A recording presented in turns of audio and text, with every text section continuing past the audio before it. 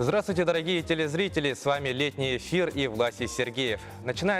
Близится начало нового учебного года, и многие родители уже задаются вопросом, чем же занять свое чадо в свободное от учебы время. И сейчас мы вам предложим один очень интересный вариант, связанный со спортом, а именно мини-футболом.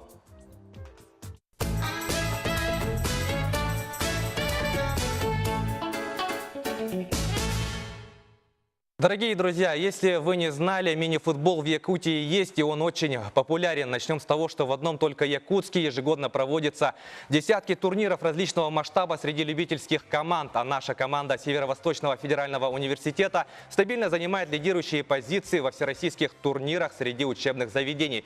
Ну и, конечно же, у нас есть два профессиональных мини-футбольных клуба, выступающих в высшей лиге России. Это мирнинская команда «Алмаз Алроса» и, конечно же, наша столичная «Заря», которая как раз-таки открыла секцию, которая в ближайшем будущем должна стать трамплином для будущих звезд паркета.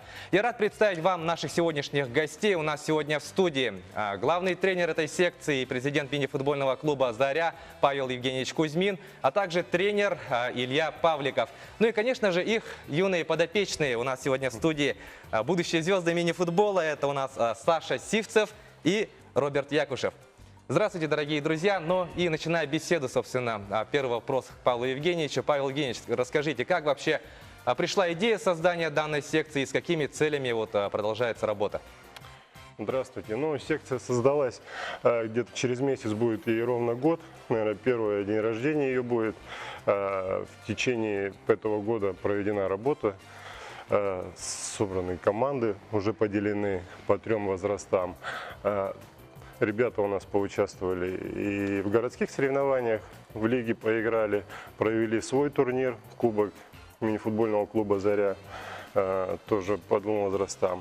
И в перспективе в этом году хотим запустить, как лигу, маленький турнирчик, который растянется на всю зиму именно для детей, играя в мини-футбол. То есть регулярное первенство для детей, да? Регулярное первенство, да. Ну, я думаю, для наших телезрителей стоит отметить то, что, кто не знает, да, может, турниры проходят, например, Кубок мэра Якутска, он проходит в течение пару дней, да, а вот именно регулярные соревнования проводятся там в течение нескольких месяцев, что, конечно же, очень хорошо сказывается на развитии детей. И это очень хорошая идея, Павел Евгеньевич, надеемся, что это обязательно реализуется. Ну и вопрос к Илье. У нас вот прозвучало то, что 3 возрастные группы, да, если не ошибаюсь, 3 возрастные группы. Сколько вообще детей и как себя проявляют юные подопечные? Сейчас в секции мини-футбольного клуба «Заря» порядка 80 детей. Это еще учитывая, что сейчас каникулы. Да, учитывая, что сейчас каникулы. И есть группа 3-4 года, и есть группа 6-7 лет, есть группа, которая ведет постарше Павел Евгеньевич, там 8-9 лет. В чем особенность? В каждой возрастной группе у нас особые тренировки. То есть в 3-4 года идет больше физкультура с элементами футбола, то есть для освоения базовых навыков вообще. И движений, да, и футбольных. Дети порядка 5-6 лет уже делают все базовые технические элементы, начинают. Наиболее успешные дети переводятся в более группы углубленного изучения футбола, если так можно сказать. В принципе, успехи есть. Вот у нас Александр, молодой участник, 5-летний, выступает за старших ребят. В принципе, получается. Ну, то есть, кто как себя проявляет, от того и зависит, да, как будет. Даем шанс всем абсолютно, доверяем, пытаемся не ругать, а прививать детям любовь к спорту. Ну вот, Павел Евгеньевич, мы заговорили, да, именно о тренерской работе, да, внутри секции. Вот какая методика используется в работе с детьми?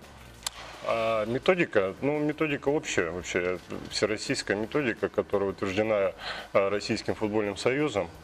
Ну, соответственно, каждый тренер, наверное, свою долю какую-то своего опыта, мастерства, так скажем, в это влаживает. Что связано именно с тренировочным процессом, да, что за этот год мы сделали толчок, мы ввели именно для тренеров, что касается вот такие ежедневники, да, которые взяли на базе, скажем, классного журнала общеобразовательной школы, где куда включили только основные, так скажем, пункты, что именно необходимо, краткость, эффективность этого журнала.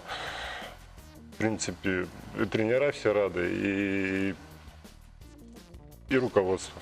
Ну и так говоря, скажем. говоря о тренерах, насколько вот широк тренерский состав вот секции мини-футбольного клуба «Заря»? Что касается именно детской команды, Да, детский. в детской команде у нас в группе работает я, Илья. 3-4 года у нас работает Петр Афанасьевич, Айстан и еще один молодой тренер, так скажем.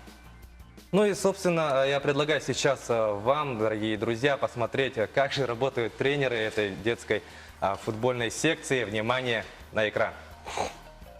Повторить путь к вершинам мини-футбола ведущих воспитанников «Зари» мечтает каждый ученик секции. У нынешних звезд столичного клуба в свое время не было возможности тренироваться в таком юном возрасте. Их восхождение начиналось позднее в молодежном секторе клуба. Теперь же любой мальчишка может познавать азы футзала с самого раннего детства под руководством опытного тренерского коллектива во главе с президентом клуба Павлом Кузьминым. Ученики старшей возрастной группы уже начинают познавать дух соревнования, периодически выступая на городских детских турнирах. Но несмотря на это, как старшая, так и младшая группа ввиду юного возраста тренируются по большей степени в игровой форме. В данный момент занятия ведутся 3 раза в неделю по 3 возрастным группам от 3 до 8 лет. Повлиял футбол на него, на развитие, координации. Вот, и друзья появились у него, совсем по-другому двигается уже. Потому что он первый класс ходит, там еще не такая физкультура. Я думаю, что футбол ему намного больше поможет. Моя мечта, это уже я свою пропустил, а у него есть возможность. Я делаю все возможное, чтобы он занимался. В дальнейших планах руководства «Зари» открытие на базе данной секции республиканской футбольной школы, которая позволила бы обучать мини-футболу детей в разных районах республики.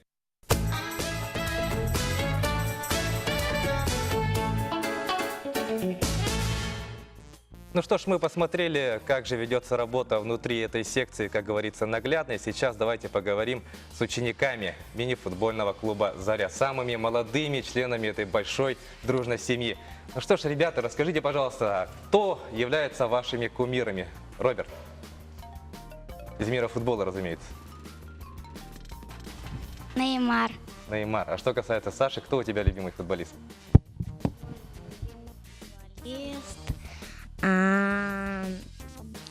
Роналдо. Роналдо и Неймар, да, действительно, это звезды, да, кумиры нынешнего поколения. Хотите быть такими же игроками высокого уровня, как они?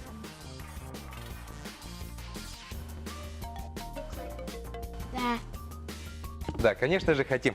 Ну что ж, ребята, расскажите, пожалуйста, думаю, не только мне, но и всем телезрителям интересно, как же вы начинали вот играть в футбол. Вот, Роберт, возьми, пожалуйста, микрофон и расскажи, где и как ты начал играть в футбол? Начал играть в футбол, когда мне было 4 или 5 лет. Мгм. Хорошо, сейчас микрофон возьми, пожалуйста, Саша. Ну и расскажи, где и как ты начал играть в футбол? В футбол начал я играть в Москве.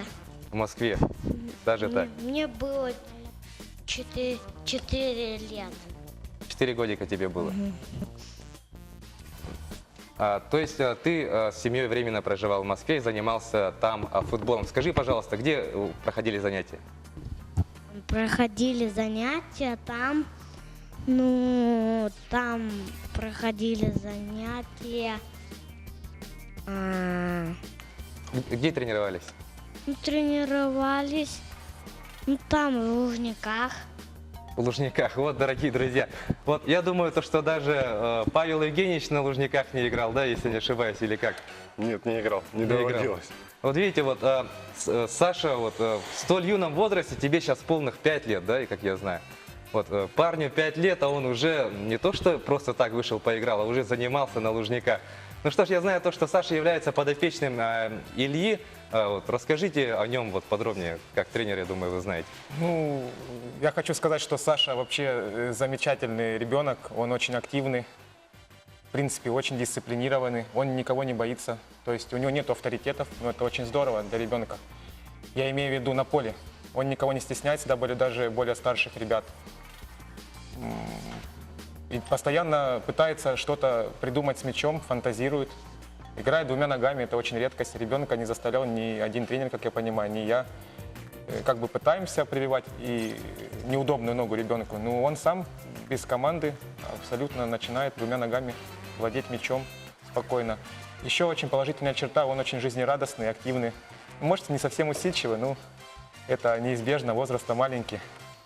Но я думаю, что это все к нему пришло именно из-за того, что он почувствовал, да, вот всю историю, которая проходила на трибунах, на поле Лужников.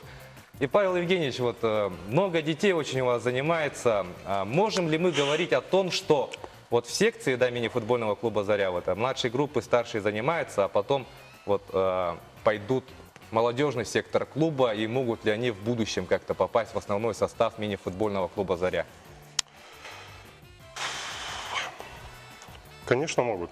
Конечно, могут попасть, они должны попасть, потому что не просто так это все было сделано год назад, а именно сделано это с той целью, с шагом вперед, будущее, смотрим в этом направлении.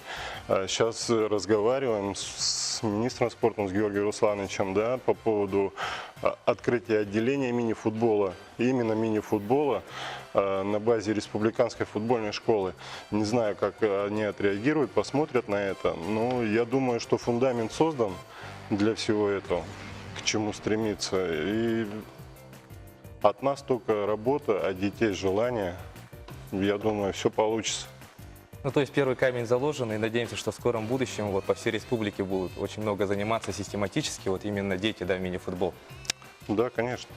Илья, вот как тренер, да, мы знаем то, что вы приехали в Якутск с Ростова-на-Дону, получали образование в Краснодаре, то есть, дорогие друзья, это настоящий мастер своего дела, специалист с образованием. Вот скажите, вот площадка, ну, то, что секция мини-футбольного клуба «Заря», вот работать с детьми для вас это, безусловно, является площадкой. И насколько приятно вообще работать в Якутске, какие условия созданы для вас?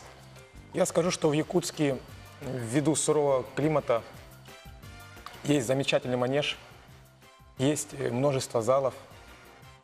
Большой плюс то, что, в принципе, туда доступ открыт практически каждому ребенку.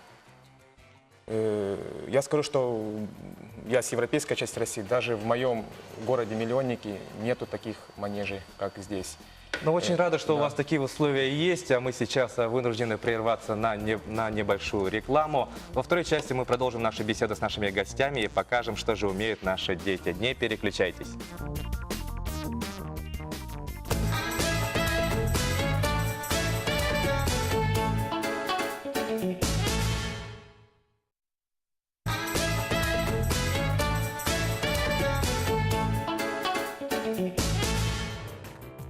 Летний эфир продолжается. Я напоминаю вам о том, что у нас сегодня в студии гостята, тренеры, а также воспитанники детской секции по мини-футболу клуба «Заря». Ну и сейчас ребята нам готовы продемонстрировать то, что, чему же они научились, находясь в секции. Сейчас под руководством Ильи Павликова молодые Роберт, юный Роберт и Саша покажут, какими же навыками они владеют.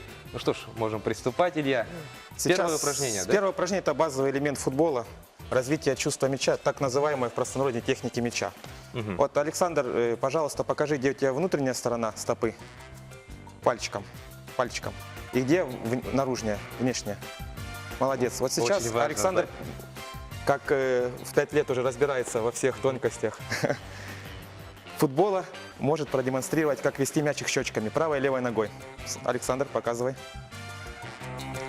А вот первое спеша, базовое да. упражнение, которое предлагается юным воспитанникам секции. Роберт, продемонстрируй. Роберт чуть постарше, порезвее прошелся, да? Правда, Можно последний эфир утяжелить пропустил. задачу для ребенка, задействовать обе стороны ножки. Александр, теперь одной ножкой, внешней и внутренней стороной. Внешне не получилось. Ну, переживает ребенок. Ну да, 5 конечно. лет. Ну, в принципе, справляется Роберт одной ножкой. Это, в принципе, базовый элемент футбола, с него начинается. Сначала как бы фишки не зафиксированы, ребенок обходит, так сказать, зафиксированные преграды. Потом постепенно все добавляется скорость движения, утяжеляем программу, добавляем восьмерки, то есть ребенок не просто движется вперед, назад. Потом появляется сопротивление в виде защитника. В принципе, в футболе тяжело что-то выдумать новое. Все давно уже придумано, просто надо систематически подходить к развитию ребенка с детства. Чем раньше приходим, тем ребенок будет здоровее, и тем ему будет легче даваться футбол. Потому что до 10-11 лет дети будут активно развивать технику, потому что до 10-11 лет самый благоприятный возраст для развития двигательной чувствительности. Ну, мне кажется, ребята справились с заданием вполне прилично. Я думаю даже, что пару моих друзей столь удачно не прошли бы эти фишки. Но я знаю то, что следующее у нас базовое упражнение. Это у нас... Базовое упражнение будет передача мяча друг другу. Сейчас я возьму Александра мячик. Александр, становись вот сюда вот. Я буду катить ему мячик. Ребенок в 5-летнем возрасте, именно вот этот, может уже передавать мячик двумя ножками. Начнем мы его с его более любимой ноги. Правой, да, рабочей ноги, удобной. Как, Саша, правильно стоять перед приемом мяча, когда ты бьешь? Встань, вот, молодец, как пружинка. Он понимает все дословно, ну, в принципе, все делает правильно. Надо чуть-чуть расслабиться, Саш. И я становлюсь на колено, ну, с этого начинается. Сейчас они уже могут делать движение, но мы покажем базовый элемент. Правой ножкой. Вот, еще раз правой. Видите, ребенок практически не напряжен, он уже как бы освоил элемент. Теперь можно попробовать задействовать неудобную ножку, левую.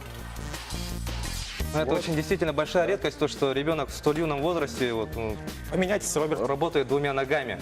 Александр, стай как футболист, стоечка футболиста, не забывай. Он знает уже все позы, как слушать тренера, кати мячик. Роберт, ребенок постарше, ему надо ускорять. Мы видим, что отдает Да, и обратно. точность передачи большая. И в принципе, дети справляются, им нравится. Главное, они двигаются, они будут здоровыми. Мы приложим усилия, чтобы из них был толк. От них только желание. Ну что ж, действительно, в мини-футболе ведь очень важную роль играет именно техника игроков. Вот, дорогие друзья, именно так вот, улучшаются данные качества у юных воспитанников «Зари». Ну что ж, приступаем к следующему упражнению. Что у нас будет? Ну, следующее упражнение я буду мнимым защитником оказывать на них некое небольшое давление. Они будут меня обыгрывать. Будут обыгрывать абсолютно не как тренер скажет, а как ему будет удобно. Для того, чтобы мы не убили с детства у них импровизацию, они будут то, что дано природой, проявлять, а мы будем со временем корректировать в процессе. Я защитник, вы меня должны обыгрывать. Фишки я убираю и начинаю сначала на Роберта нападать. Роберт, иди ко мне. Обыгрывай меня. Я иду к Роберту, он начинает хитрить. Просто, банально. Теперь следующий ребенок. Александр вообще смелый мальчик, не боится меня. Прям по-наглому идет, атакует. Теперь опять Роберт. Просто теперь я начинаю на них оказывать небольшое давление. Ну, как на футболе бывает. Ну, то есть, Толчки да. небольшие, потому что они неизбежные. Мы не учим детей играть грязно. Просто дети, бывает, сталкиваются, кто-то споткнулся, это неизбежно. Ребенок должен привыкать к контактам небольшим. Пока они легкие, маленькие, никакого травмы у них не будет. Все, теперь они своеобразно вдвоем друг друга обыгрывают с мячами. Мячи должны сохраниться у них. Давайте, двигайтесь навстречу друг дружку, обыгрывайте друг дружку. Они фантазируют, у них проявляется творчество. Более наблюдательный тренер, к примеру, может обратить внимание, где есть у ребенка определенные недостатки, где здесь преимущества. У любого человека есть недостатки, и мы должны с ними смириться. Ну, мы должны попытаться для начала их как бы минимизировать. То есть мы должны все-таки развить.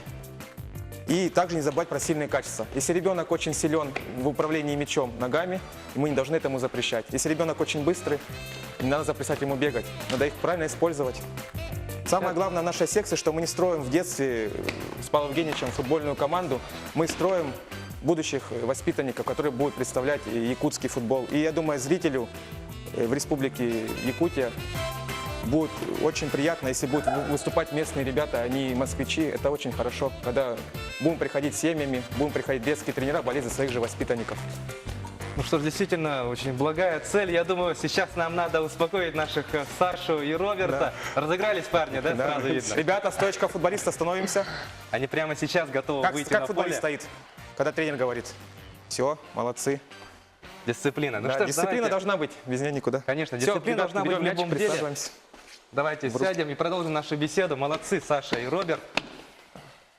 Ну что ж, я, если честно сказать, Удивлен тем, что продемонстрировали нам Саша и Роберт. И отметим для телезрителей то, что Саша у нас занимается в младшей группе, а Роберт постарше. То есть четко у нас разделение по возрастам есть. И, как я понимаю, работа с ними, это же разнится, да, даже вот с ребенком 2008-2009 года рождения. Павел Евгеньевич, вот именно в плане психологии, как вы думаете, как нужно работать и как работаете вы? Как работаем мы? В плане психологии, ну, мы достаточно позволяем детям все, но в меру. В первую очередь ребенок должен быть дисциплинированным, в первую очередь. То есть команды выполнять правильно команды, относиться с уважением к старшим, да. В плане игры, в плане их тренировочных упражнений, которые они выполняют, им, в принципе, дозволено все. Ну, как бы у нас и свобода, и, соответственно, тут же у нас и дисциплина. Как-то так мы пытаемся. Вот я смотрю на ребят, да, вот веселые, хорошие ребята. Надеюсь, что в скором будущем увидим их на паркете высшей, а то и суперлиги. И, Павел Евгеньевич, я, конечно же, не мог не спросить, да, пользуясь случаем. Сейчас вся футбольная общественность обсуждает трансфер Неймара в парижский ПСЖ за рекордные деньги. Да, но я знаю то, что в мире мини-футбола именно в наших клубах случились не менее значимые переходы.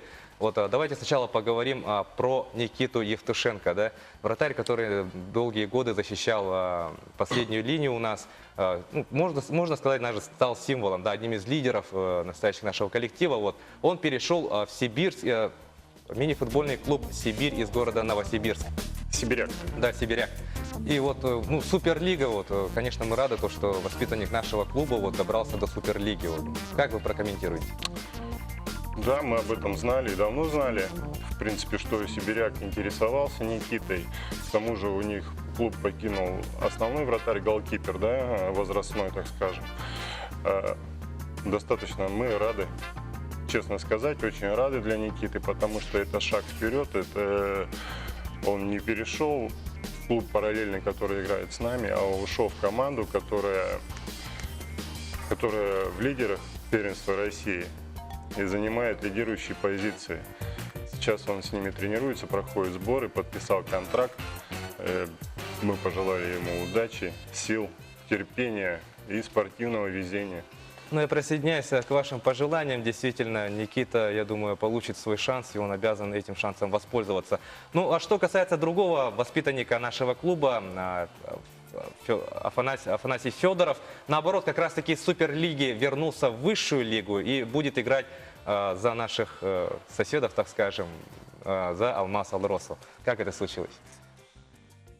Это сугубо его личное мнение. Мы узнали об этом самый последний, кто узнал об этом, что Афанасий решил перейти в Мирнинский Алмаз. Это был Олег Михайлович, я. Опешили, звонили в клуб, почему без нашего ведома, как это так все это происходит. Ну, Афанасий выбрал, захотел, так скажем. Но мы не забываем, что он наш воспитанный, мы его воспитали. А раз человек поехал в другую команду, значит, значит, на наших игроков есть вопрос. Что очень приятно. Да. Да. Открыты ли двери, вот, как для Никиты, так и для Афони? Открыт. Ну, то есть они могут играть и потом вернуться и дальше защищать цвета родного Никита, клуба. уезжая, сказал: Павел Евгеньевич, я обязательно, если у меня карьера не сложится, закончится, я обязательно вернусь в родной клуб, обязательно при любом случае буду напоминать о клубе, откуда я, где я вырос, в каком районе я жил все детство, в каком клубе я занимался. Ну, с хорошим настроением, с хорошими пожеланиями мы подправили Никиту, точнее, он уехал. Ну и наш разговор подходит к концу. Павел Евгеньевич, Илья Павликов, большое вам спасибо, что нашли время посетить нашу студию. Ну и, конечно же, самое большое спасибо нашим Саше и Роберту. Добивайтесь успеха, покоряйте большие спортивные вершины. Надеюсь, в скором времени увидеть вас на паркете высшей лиги. Ну что ж, дорогие телезрители, на этом мы с вами прощаемся. Напоминаем вам, что у нас в гостях были тренеры детской футбольной секции мини-футбольного клуба «Заря». До скорых встреч в эфире.